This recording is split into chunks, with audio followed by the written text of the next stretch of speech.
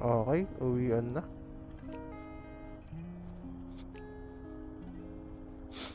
Alright, let's go.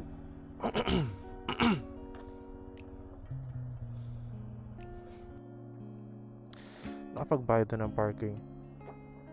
Dito sa Rockwell Business Center, ang parking dito is, thank you sir, 50 pesos sa loob ng 3 oras. Then succeeding hours would be additional 10 pesos. So if mag-work kayo dito sa RBC and nag-park kayo dito banda sa likod lang ng Tower 1 at Tower 2, standard rate would be 100 pesos if you're gonna be working for at least 8 to 10 hours of shift. Mag-allot na kayo ng at least 100 pesos for the parking fee. Ayun lang naman. So yung the usual way natin pa uwi is White Plains muna, tapos di talaga ako magaling sa sa lugar. White Plains, then Katipunan, then Commonwealth. Play lang tayo ng music saglit, kalimutan ko. By the way, kapag mag-music kayo, dapat mag-earplugs kayo para hindi sumakit yung tenga nyo in the long run. Ito mga pinapakinggan ko ngayon, Forbes Spades. Welcome back. Ang ganda talaga music nila since nabuo sila. Alright, let's go. Tama nga, White Plains nga yan. Wala magandaanan. Pag late hours na, dun na talaga gumagaan yung yung traffic ko eh.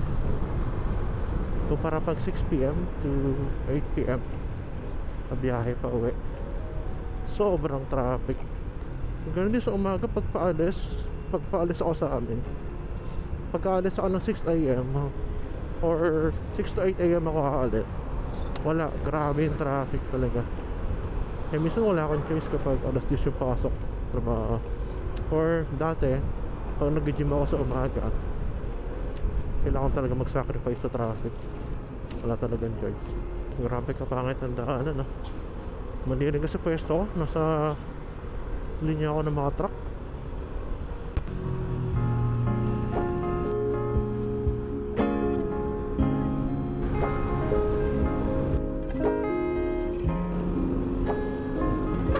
Sisipon?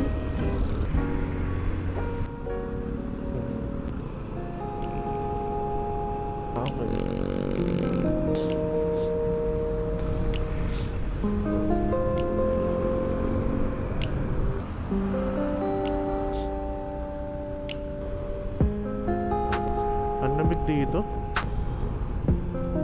Lapit na kasi.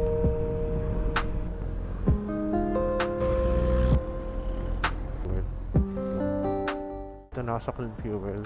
Wait lang. Premium full tank.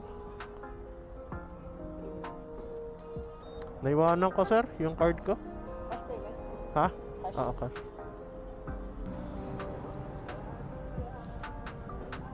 Okay na kaya? Okay na. Thank you.